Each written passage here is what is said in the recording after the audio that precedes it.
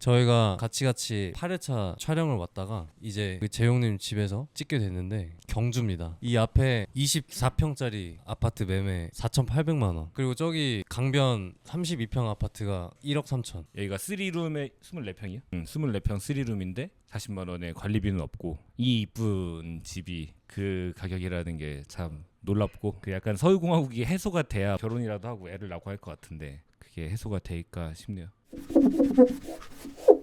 저 최근에 원래 저기 울산에서 시내에서 원룸 살다가 이사를 했는데 집이 바뀌고 나니까 좀 쾌적해지고 나니까 내 마인드가 확 바뀌는, 이래서 사람들이 되게 집하는 게 그런 건가 하면서 좀 많은 동기부여가 생겼어요. 이제 아파트 가야겠다, 아니면 더 좋은 그 급으로 올라가야겠다라는 그게 생겼어요 제가. 저는 자랑하는 건 아니고 사실 얼마 전에 저는 집을 매매했거든요. 사람이 되게 간사한 게 집이 없을 때는 왜 이렇게 집이 비싼 거야? 한 사람이 몇 개씩 들고 있으니까 존나 비싸지 했다가 내가 집을 매매하니까 맨날 부동산 지나가면서 왜 집값이 안 오르지?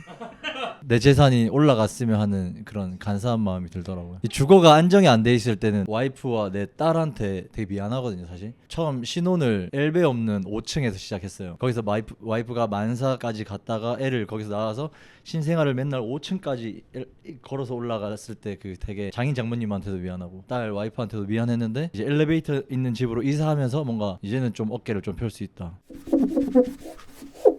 지금은 좀 덜하지만 부모님 세대에는 왜 직업의 귀천이 강했을까? 지금이 좀 덜하다. 글쎄요. 전 지금이 좀 더한 것 같습니다. 이거 뭐 사람마다 느끼는 다 다른 건데, 제가 일단 하고 있는 일이 청소 일을 하고 있잖아요. 최근이었어요. 어제였나 엊그저께 견적을 보러 갔는데 병원이었거든요. 그 원장님과 1대1로 면담을 하는데 좀 제가 내가 되게 무시받고 있구나라는 느낌을 좀 강하게 받았어요. 이렇게 해가지고 이렇게 해서 5만 원 줄게. 뭔가 그 저를 대하는 그런 액션의 느낌이 되게 저를 아래로 보고 있다라고 느껴요. 근데 이게 처음이 아니라 드문드문 있어요. 잊을만 하면 하나 나오고. 그분은 일단 한 50대 60대 정도 되셨고, 확실히 젊은 세대는 멋있게 봐줘요. 병원 그 가기 전에도 미용실을 연속으로 3개를 갔는데 그 전부 다 제 또래 분들이었는데 다 이렇게 해주세요. 나이 드신 분들이 이제 본의 아니게 이렇게 얘기를 해요.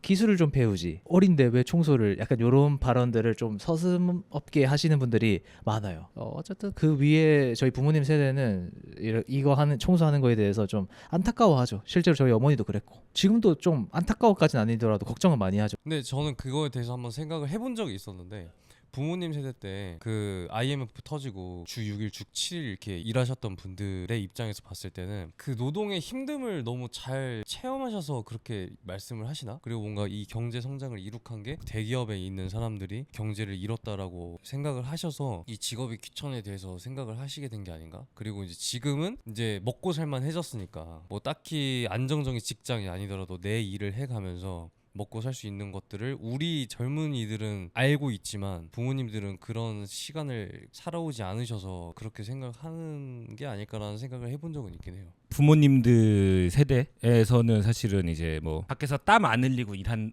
게 좋은 직업으로 생각들을 했었고, 나는 그렇게 일을 해서 이겨냈을지언정 내 자식은 공부를 열심히 해서 더울 때는 안 덥게, 추울 때는 또 안 춥게 이렇게 일하기를 바라는 마음이 되게 강한 것 같아요. 그러니까 옛날에는 대학 가는 게 되게 특이 케이스였는데 지금 대학을 안 가는 게 특이 케이스인 것처럼 교육 수준 자체도 올라갔으니까 저희 나이 또래, 지금 이제 80년대 후반 밀레니얼 세대들은 공부를 어지간히 안 하지 않는 이상 거의 다 대학을 진학하다 보니 되게 획일화된 삶을 사는 것 같아요. 삶이 너무 획일화되니 서로를 비교할 수 있는 그 지표가 연봉, 직장인들은 사는 집, 타는 차 이렇게 되다 보니 거기에 엄청 매몰된 것 같아요. 근데 저희 아래 세대들은 진짜 일할 데가 없잖아요. 공채도 다 사라졌고, 제가 사는 게 관악구 쪽이다 보니까 서울대 앞에 스타벅스에서 많이 갔었는데 거기 가도 죄다 서울대생인데 다 이력서 쓰고 있어요. 그러다 보니까 오히려 여기서 반발심으로 귀천이 생기는 것 같아. 사실 청소일 하면 되잖아요. 근데 이제 자기가 인풋을 많이 넣은 거지. 서울대 갔는데 청소는 자존심이 상하는 거지. 어쨌든 귀천은 사라지지 않고 더 심화됐다는 생각은 들어요. 그러니까 다들 목숨 걸고 없는 바늘구멍에 통과하려고 하는 거라고 생각이 들고. 재용님은 혹시 일하면서 그 일을 겪은 적 있어요? 제가 직원을 쓰는 현장이 있어요. 정기적으로 들어간 현장에 직원을 배치하고 교육하러 가면은 대부분 다 40대, 50대, 저보다 나이가 많으신 분들이에요. 그래서 처음에 이제 딱 들어가면 젊은 분이 이런 거 하시네. 다 이래요. 그게 어떻게 보면 그 귀천에 대한 그거일 수도 있겠죠. 저는 거기서 약간 물음표거든요. 일하러 왔는데 뭐 젊고 뭐 그게 뭐 뭔 상관이지? 그래서 제가 봤을 때 직업 귀천이다기보다는 나이에 대한 그런 게 있지 않을까. Yeah, a lot. I think especially if you're from like a wealthy family, it's like the expectation is you work in office, or the wage gap is really big. So like in Korea, there's a lot of middle class. In Thailand, really rich, or just poor. But middle class, it's not that many as Korea. Korea has a lot more middle class. So I think that even when you're middle class, you aim to be, your parents just pushing you to be like move up. So Actually, there's a king in the Thailand, yeah. right? Normally called Haiso, right? Yeah, Haiso is just short for high society. So it's just about people it's not just about the like the royal family and the social group, like they're about family, like they call it the gun, which is like the gun is just like your bloodline, like it's about your family title. I think a lot of those family, I think the kids experience so much pressure to be something, to do something. I think the higher you are, maybe the less expectation, but when you're like just under that level, the pressure is a lot. So MZ들이 일하는 태도로 욕먹는 이유. MG라고 하면은 뭐 예를 들어서 서빙 아르바이트를 내가 구했어. 예를 들면 서빙을 하다가 화장실에 휴지를 하나 넣을 수도 있는데 MG들은 내가 딱 난 서빙만 하러 왔는데요. 내가 왜 화장실에 휴지까지 갖다 줘야 되죠? 뭔가 이런 것처럼 정해져 있는 틀 안에서 나는 이것만 한다라고 이제 저는 그게 약간 MG의 이런 태도로 미디어에서 비춰지는 그 그림이라고 생각하거든요. 그래서 저도 MG 솔직히 별로 좋게 보진 않았어요. 지 것만 하니까. 근데 최근에 어디 고깃집 갔는데 딱 봐도 엄청 어려 보이는 친구가 너무 싹싹하게 잘 하는 거예요. 그래서 이게 꼭 나이만의 태도 문제점은 아니겠다. 결론은 MG라고 해서 다 일을 싸가지 없게 하지 않는다. 사람 바이 사람인 것 같아요. 그래서 저는 일할 때 다양한 사람들을 자주 만나잖아요. 나이가 어려도 조직에서 생활을 하시는 분들이기 때문에 크게 유별나다라고 느끼는 점은 많이 없어요. 근데 스타일리스트, 헤어 메이크업 아티스트 뭐 이런 분들은 직장 생활을 안 하고 바로 그 직업을 갖게 되시는 분들이 많다 보니까 그런 데서 느끼는 점이 종종 있는데, 어떤 분들은 미리 촬영 보드가 있으니까 내가 오늘 가서 이거 하는 거고 여기는 뭐가 이런 게 있을 거니까 미리 와서 그거를 준비하시는 분들도 있고, 시간이 부족할 것 같아도 그냥 계약된 시간에 그냥 딱 나타나서 그것만 하고 시간이 부족했습니다 라고 그냥 말하시는 분들도 계시고, 알아서 그렇게 뭐 휴지를 더 챙겨다 주신다거나 그렇게 하시는 분들 분명히 있어요. 근데 그 진짜 다 사람마다 다른 것 같아요. 근데 우리 이렇게 말하면 진짜 나 때는인데 우리 때는 그런 사람들이 많이 없었던 것 같은데 이렇게 하신다고 하는 분들이 조금 퍼센테이지로 보면 조금 더 많은 것 같아요. 꼰대가 되어가는군요. 하지만 저 얘기는 안 해요. 그냥 다음번에 이제 연락을 안 드리죠. 그런 분들은. 네. 최근에 들었던 거는 제 여자친구 사무실에 이제 20대 초반 친구들이 이제 입사를 한 거예요. 보통은 자기 상사를 부를 때 예를 들면 은미님, 팀장님 이렇게 가서 공손하게 이렇게 부르잖아요. 근데 이렇게 하는 아니 그렇게 하면 당연히 가가지고 눈앞에다가 이런 거예요. 이러면서 불렀대요. 양세찬이 진짜로? 그 뒤에도 한 두세 번 계속 더 있었다는 거야. 근데 그 친구들은 그게 악의가 아니라 그냥 진짜 그냥 이렇게 하는 거야. 걔네들의 방식. 그리고 이게 두 번째는 어디서부터 잘못된 거지? 그러니까 내 말이에요. 그리고 두 번째는 이제 이걸 하지 말라 그랬더니 그 다음엔 어떻게 했냐면 이렇게 와가지고 책상 앞에서 이렇게 일을 하고 있잖아요. 그러면 이렇게 두드렸다는 거야.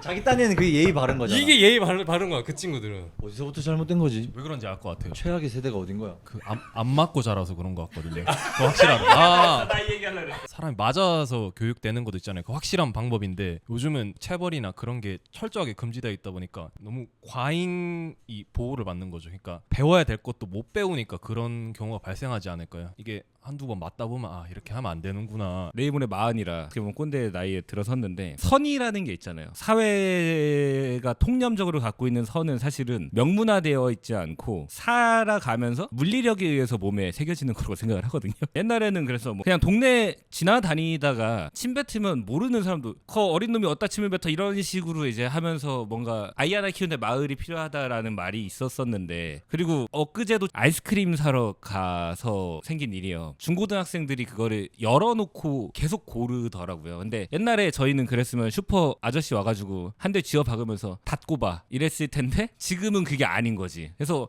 그 안에 아이스크림이 뭐 얼마나 녹든 신경을 안 쓰게 됐고 그거를 지적하는 게 자체가 되게 사회적으로 이상한 사람이 되는 것처럼 되고 그리고 또 요즘에 논란이 되게 심한 선생님들 저는 실제 제 친구들이 초등학교 선생님들이 꽤 있어서 정말 다양한 얘기를 많이 듣는데 선생님한테 육두문자는 기본이고 바로 핸드폰 켜서 더해봐 이런 식으로 하는 진짜 문제아들도 있더라고요. 근데 처벌할 수 있는 방법은 없는 거고 그 초등학생이 성인이 되는데 얼마 안 걸려요. 5, 6년 있으면 성인이다 보니 그렇게 되는 거 아닌가. MZ들의 이런 태도 때문에 제일 뭔가 이득을 많이 보는 업종이 우리는 청소업이라고 생각하는데 요즘에 어떤 업장이나 이런데 옛날에는 다 알바생들이 기본적으로 청소 플러스 기본 일인데 요즘에는 청소는 무조건 안 해요. 카페든 사무실이든. 그러니까 옛날엔 카페나 이런 식당에 전기 청소라는 개념이 없었어요. 그냥 일하는 사람들이 하는 건데 요즘에는 우리가 들어가서 마무리 청소하고 오픈 청소하고 사무실도 하고. 근데 그게 어디서부터 시작된 건가 하면 요즘에 저희가 또 초등학교, 중학교, 고등학교 다 청소하러 들어가거든요. 방학 때. 걔네부터 청소를 안 해. 공동체 의식을 배우고 뭔가 공동의 선 같은 거를 배우는 거죠. 당번이 있고 주번이 있고. 근데 그게 이제 다 사라진 거잖아요. 사실 교육 과정에서부터 사라지니까 그거를 배울 기회가 아예 박탈되는 게 아닌가 생각이 듭니다. 그들이 틀린 건가? 그럼 우리가 맞는 건가? 그들과의 우리의 간극은 어떻게 좁힐 수 있을까요? 이집트 벽화도 거기에 요즘 애들은 싸가지 없다가 벽에 박혀 있잖아요. 어쩔 수 없는 거 아닐까? 그러니까 인간은 점점 다 파멸로 향해 가고 있고 사람 자꾸 파업하니까 피지컬 AI 도입하고 뭔가 인간의 본능 같기도 하고. AI에게 대체되는 직업이 늘어나는 지금 우리는 어떻게 해야 될까? 저는 실무를 하면서 느끼는 게 옛날에는 디자인 요청을 하거나 이럴 때 거의 하나부터 열까지 디자이너한테 다 의지를 하는 경우가 많았는데 솔직히 지금 일을 하다 보면 AI가 만들어주는 결과물이 훨씬 좋을 때가 너무 많아요. 내 생각대로 표현되는 경우가 너무 많다 보니까 굳이 디자이너한테 맡길 필요가 없겠구나라는 생각이 거의 매일매일 한 번씩 드는 것 같고 소라 작가님한테서는 여쭤보고 싶었던 거예요. 그 AI가 대체될 수 있는 직업의 여지가 있을 수 있는데 어떻게 생각하시나요? 지금 촬영하는 데는 엄청 많이 대체가 됐고요. 작년에는 실제로 많은 브랜드들이 이번 시즌은 AI로 해보려고 합니다 라고 하는 브랜드도 있고 그렇게 했다가 별로 만족스럽지 않아서 그 다음 시즌에 촬영하러 오시는 분들도 계시고 큰 회사에서는 삼성물산 뭐 이런 데서는 그렇게 하는 전담 팀이 따로 있다고 하더라고요. 근데 불편한 점은 하나 생겼어요. 저희 촬영할 때 모니터링 하시다가 이거 나중에 AI로 되죠? 라고 하는데 사실 AI도 기본이 베이스가 있고 이제 그걸 디벨롭 하는 거라 차원이 다르잖아요. 근데 그 개념이 확실하지 않은 상태에서 이거 나중에 AI로 바꿔주실 수 있죠? 이렇게 그냥 쉽게 얘기하시니까 AI에 지금 대체가 될 수밖에 없는 이유가 뭐냐면 그 AI들한테는 설득의 필요가 없잖아요. 내가 뭘 하고 싶다고 했을 때 디자이너를 설득할 필요가 없어요. AI가 이렇게 상용화되기 전까지만 해도 그 디자이너들한테 나의 기획을 설득을 시켰어야 돼. 디자이너들이 이거 별로인데요? 이걸 왜 하려고 하냐면요 이런 시간들이 막 2, 3일씩 걸리고 난 급해 죽겠는데 근데 이제 AI들은 그냥 내가 시키는 대로 하니까 그렇게 되는 것 같고 요즘에는 그래서 주니어를 안 뽑는다면서요? 신입을 안 뽑는다고 그냥 그 돈으로 AI 돌리는 게 훨씬 더 효율적이고 빠르니까 결과물도 좋고 그래서 저는 이제 지금 어떻게 보면 청소업계는 AI가 대체될 수 있는 환경이 지금 많이 조성은 안 돼 있잖아요. 그러면 그런 직업으로 하루라도 빨리 뛰어들어야 되는 건지 장기적으로 봤을 때 어떻게 생각하세요? 그쪽에 지금 종사하고 계시는 분들 입장으로서 저는 청소업에 종사하고 있지만 절대로 대체될 수 없다. 한 5년, 6년 전부터 외벽을 청소하는 드론 이런 게 많이 생겼고 우리나라에도 그걸 가져와서 깔짝깔짝거리는 사람들이 많았는데 우리나라 환경에는 절대 맞지 않고 안 될 거라고 저는 그때부터 생각했어요. 결국 안 됐어요. 지금 그 사람들 다 빠졌고. 저는 아까 소라님이 말씀하신 것처럼 청소도 그럴 것 같아요. 확실히 나눠질 것 같아요. 우리는 로봇으로 청소해도 충분하다. 파와 우리는 인간의 손이 필요하다. 파로 나눠질 수는 있다고 봐요. 근데 이제 저는 좀 무서운 건 이제 그런 거지. 그런 것마저 보완할 수 있는 AI가 나올 것 같아서. 왜냐면 무서워요 AI가. 그래서 요즘에는 불과 1, 2년 전만 하더라도 AI 영상은 냄새가 많이 났어요. 이거 100% AI야. 근데 지금 요즘 나오는 AI 영상들을 보면 진짜 AI인가 해서 댓글을 들어가서 확인을 해요. 그럼 사람들이 다 AI 이렇게 하는데 누구는 뭐 리얼 AI 막 싸워. 그래서 청소도 마음은 대체가 안 된다이지만 요즘 이렇게 흘러가는 이 흐름을 봤을 때 어디까지 발전이 될까에 대한 좀 두려움은 가지고 있다. 최근에 저희가 물품 대금을 못 받아가지고 챗GPT랑 상담해서 고소까지 갔거든요.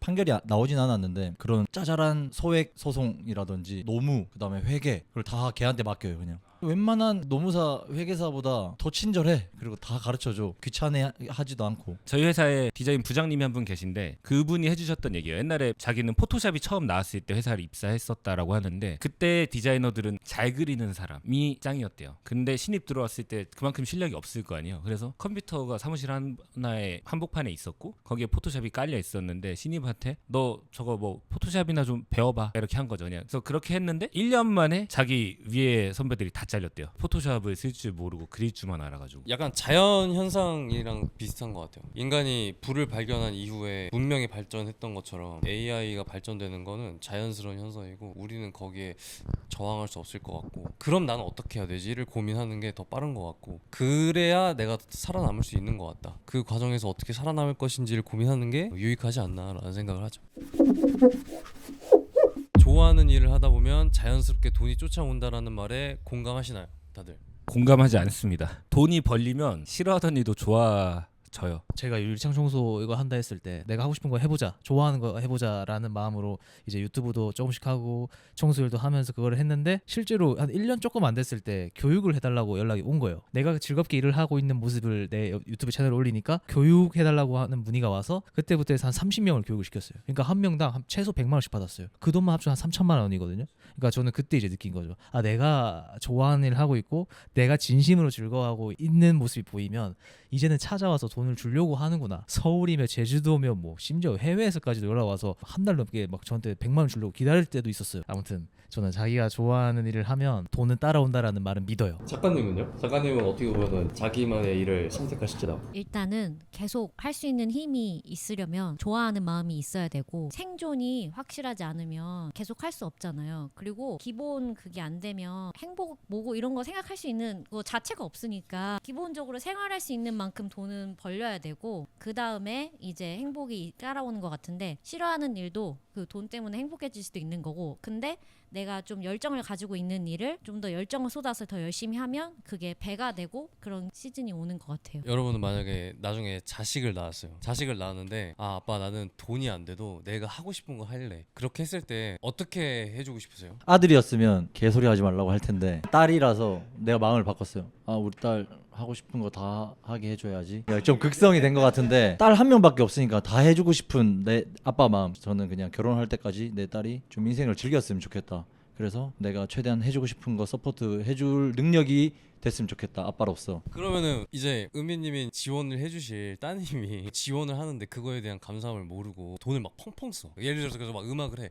그래서 막 한 달에 뭐 용돈을 한 200만 원을 준다고 칩시다. 근데 막 그거를 막 그냥 뭐 그냥 펑펑 써. 막 그냥 물 쓰듯이 막. 나는 딸한테 물심양면 지원을 해준다는 얘기 애를 개념 없이 이렇게 사회성이 결여된 아이로 키우겠다는 말은 아니에요. 막 사회 부적응자로 막 그렇게 돈만 펑펑 쓰는 철부지로는 키우지 않는다. 투남님은 인플루언서로 광고도 받고 실제 땀 흘려서 일도 하고 하는데 그 돈의 가치가 어떻게 다르게 느껴지세요? 다르죠. 많이 달라요. 실제로 광고로 해서 버는 돈 X와 청소를 해서 버는 돈 X를 이제 비교해 봤을 때 차이가 많이 나죠. 근데 이제 들어가는 그 품이 또 차이가 많이 나죠. 어떻게 보면 청소가 더 쉬운 것 같기도 하고 청소는 딱 정해져 있는 결과물만 딱 보여주면 바로 결제. 광고는 이 사람의 허락도 받고 저 사람의 허락도 받고 뭔가 거치고 깎여서의 그게 오니까 어떻게 보면 청소가 더 쉽겠다라는 생각도 요즘은 들어요. 광고가 또 안 들어오기도 하는데 아무튼 연락 많이 주시면 제가 최선을 다해서 하겠습니다. 워라벨이라는 개념 왜 생겼을까?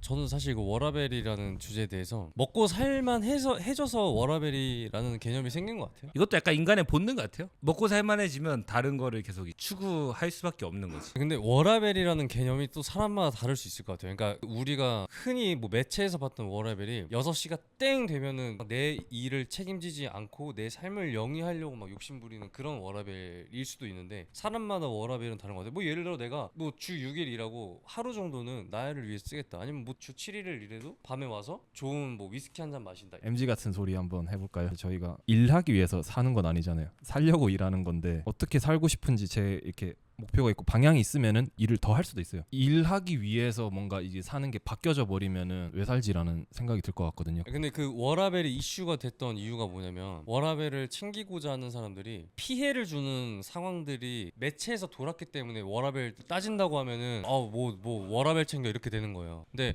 사실 워라벨을 챙기고 안 챙기고는 자기의 몫이고 안 챙기는 사람이 그렇다고 워라벨 챙기는 사람을 비난할 수는 없어요. 그냥 자기가 추구하는 삶의 방식이 다른 것뿐이지. 근데 이제 아쉬운 건 뭐냐면 우리가 해내야 되는 일이 있는데 저는 뭐 가보겠습니다 하고 그냥 갑자기 가버린다든지. 워라벨이란 말로 포장이 된 무책임함이 문제인 것 같아요. 예를 들면 다 같이 뭐 회사에 뭐 하기로 했어. 그래서 뭐 여기서부터 저기까지 무조건 다 가야 되는데 중도 이탈. 집단을 위해서 희생하지 않으려는 마음이 워라벨이라는 말로 포장이 된 것 같다라는 느낌도 좀 있어요. 어때요? 태국에서도 워라벨 문제가 되나? I think nowadays it's getting more and more popular to have like not working long hours. I think same everywhere. I think it stems from the West, like Western style of working is really important. Like as important as wage is like work-life balance. But slowly in Asia, I think it's starting to be more and more important for everyone. Scientifically, they're also proven it's like not the more you work doesn't mean the more work gets done. It can be, when you're more relaxed, more happy, you can do more in a shorter amount of time. So you happy working in Korea? Sometimes it's a lot of pressure to be fast. Sometimes it's speed over quality, but good, you can push. But I feel like if I go back to like Western working pace, I would be like thinking that they're slow. Yeah. 이 일을 한 지 거의 한 4, 5년 정도 됐는데 애기 처음에 나왔을 때부터 이 일을 시작해서 육아를 거의 못 도와줬는데 그때는 진짜 한 일주일 출장 갔다 오면 애가 커 있고 말을 또박또박하게 하고 점점 왜 이렇게 컸어 막 이러다가 애랑 왜 시간을 못 보냈을까라는 후회가 너무 많이 밀려와가지고 이제는 일과 이 삶의 균형을 좀 잡아야겠다. 근데 그 나날들이 있었기 때문에 제가 좀 다른 업체들보다 좀 빨리 성장해서 어느 정도 궤도에 올랐다고 생각은 하지만 우리 딸이 크는 이 과정을 내가 그냥 지나쳤다라는 생각에 그게 너무 후회가 돼가지고 올해는 그 일을 좀 줄이고 가족과의 시간을 좀 더 많이 보내고 싶다. 그래서 일과 삶의 균형이 중요하다. 일과 삶의 균형은 정말 매우 중요한데 이거 냈으니까 할 수 있는 말인 거예요. 사실은 누구나 한 번은 다 워라벨이 박살나고 일에만 몰두하는 몇 년의 시간은 필요한 것 같아요. 그냥 절대적인 시간은 무조건 필요하다. 어떤 일을 하든 간에 그 다음에는 선택인 것 같아요. 말씀하신 대로 행복이냐 아니면 내가 추구하는 방향은 나는 5천 찍었으면 나는 행복한 사람이야.